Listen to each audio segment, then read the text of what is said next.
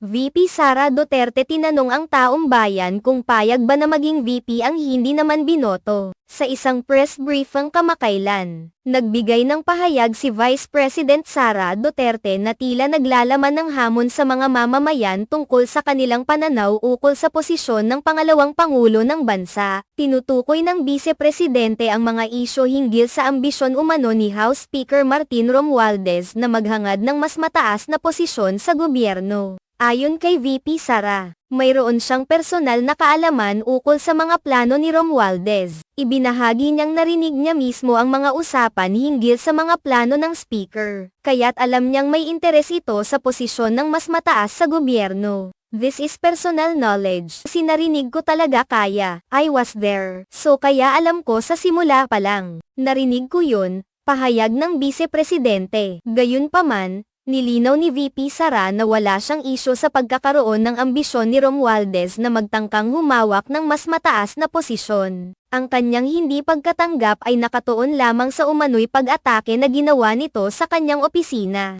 Wala naman sa akin yun, kasi lahat naman pwedeng tumakbong presidente eh. Ang hindi ko lang inexpect yung gagamitin mo ang buong gobyerno para sirain yung isang tao, dagdag pa ni VP Sara. Hinamon din ni VP Sara ang taong bayan na magpasya kung nais ba nilang magkaroon ng pangalawang pangulo sa katauhan ni House Speaker Martin Romualdez. Ayon sa kanya, ang mga mamamayan ang may karapatang magdesisyon kung nais nila ng isang leader na hindi nila mismo binoto.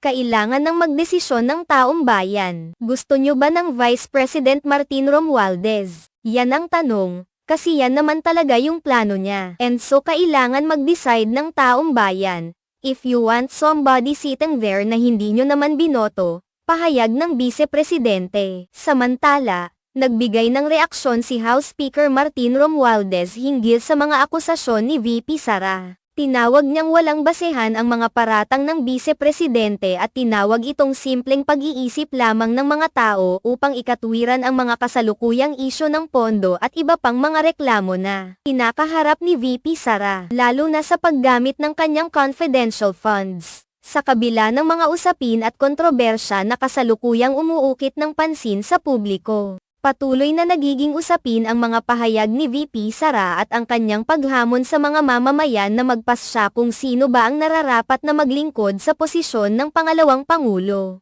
Ang isyong ito ay nagsusulong ng isang masusing pagninilay at pagdedesisyon mula sa mga botante hinggil sa kanilang mga lider at kung ano ang nararapat sa mga susunod na halalan. Habang umuusbong ang mga opinyon at pananaw ng iba't ibang sektor ng lipunan, ang pananaw ni VP Sara ay naglalayong magbigay ng pahayag tungkol sa transparency, integridad, at ang mga pamumuno sa gobyerno. Ang tanong kung sino ang karapat-dapat para sa posisyon ng pangalawang pangulo ay isang isyu na patuloy na pinag-uusapan ng mga mamamayan.